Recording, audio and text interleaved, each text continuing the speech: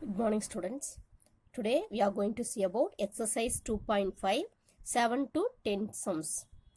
If 9 times 9th term is equal to the 15 times 15th term, so that 6 times 24th term is 0.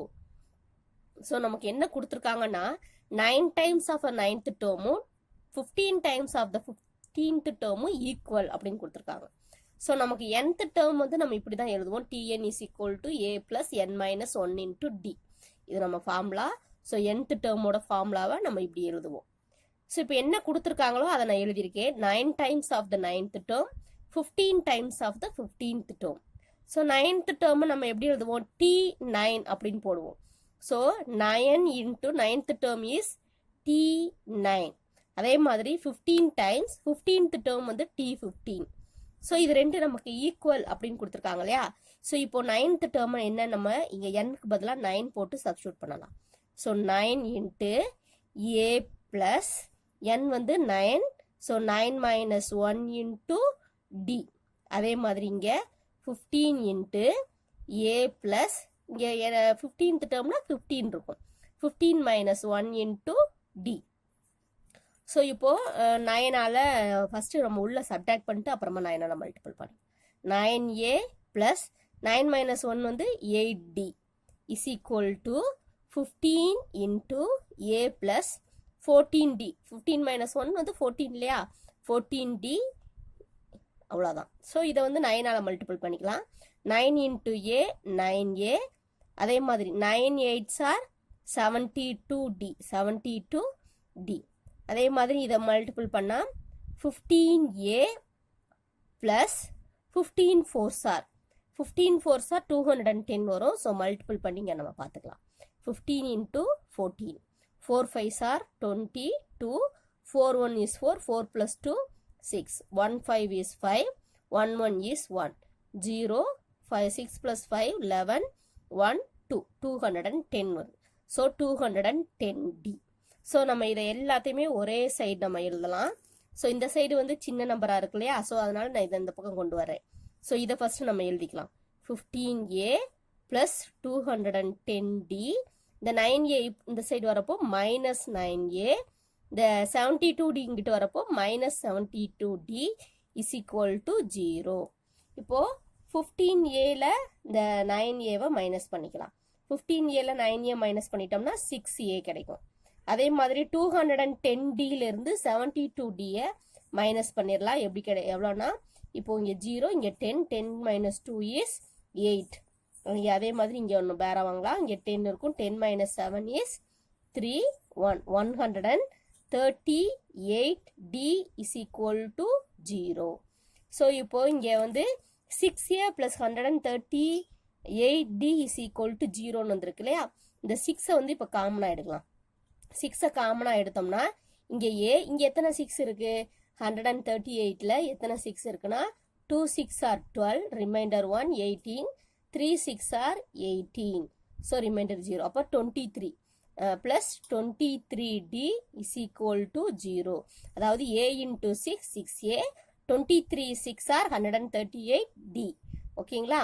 So இப்போது 6 இருக்கனால 6ஐ வந்து அப்படியே வச்சுக்கலாம். இப்போ இதை வந்து எப்படி எழுதலாம் அப்படின்னு சொன்னால் 6 இன்ட்டு a ப்ளஸ் இதை n மைனஸ் 1 இன்ட்டு டிங்கிற ஃபார்முலா கொண்டு வரலாம். So 24 minus 1 into d. நம்ம ஃபார்முலா இருக்கு இல்லையா, tn is equal to a plus n minus 1 into d ஃபார்முலாவில் கொண்டு வரோம் இல்லையா, அது மாதிரி கொண்டு வந்திருக்கேன். So 6 into a plus n minus 1 into d. இங்கே n இருக்கிற இடத்துல என்ன இருக்குது, 24. அப்போது 6 into t24 is equal to 0. இதுதான் நமக்கு வந்து ப்ரூவ் பண்ண சொல்லியிருக்காங்க. இங்கே பாருங்க கொஸ்டின்ல 6 times 24th term is 0. இப்போ 6 times 24th term is 0 நம்ம ப்ரூவ் பண்ணிட்டோம். So hence proved.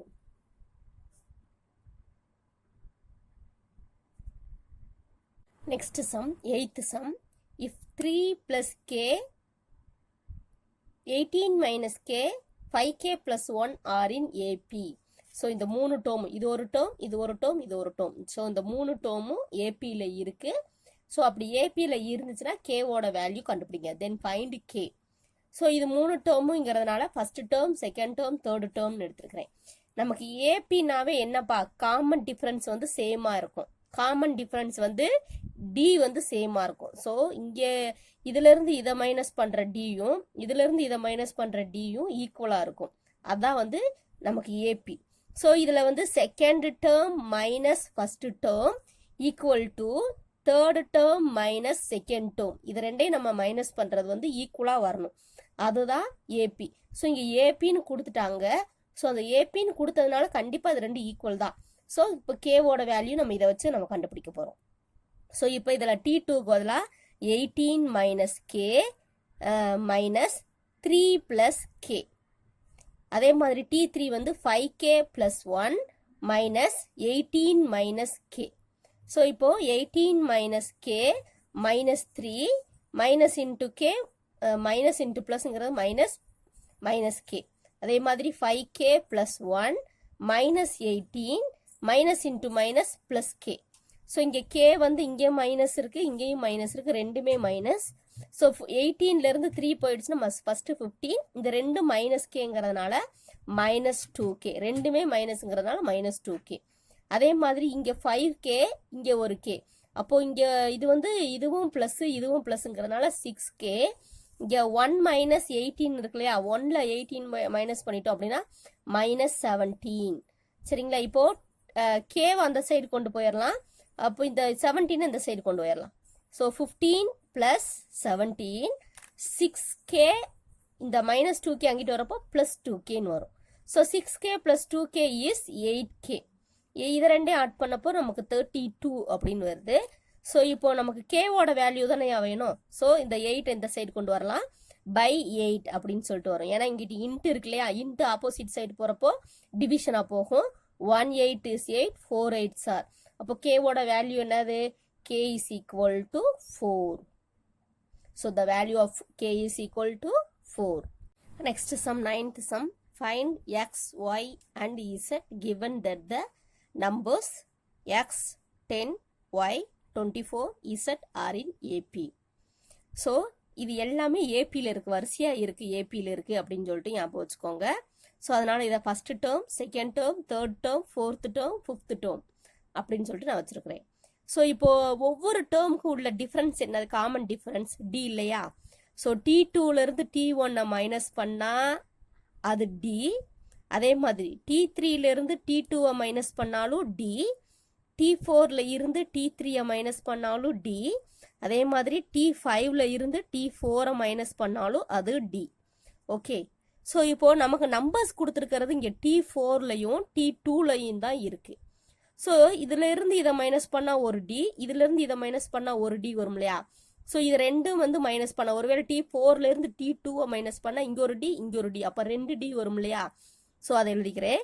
T4 minus T2 is equal to 2D. புரிஞ்சுச்சுங்களா? அதாவது நம்பர் நமக்கு இங்கே தான் இருக்குது.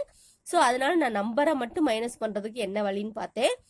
ஸோ T3லேருந்து T2 மைனஸ் பண்ணால் ஒரு டி, T4லேருந்து T3 மைனஸ் பண்ணால் ஒரு டி.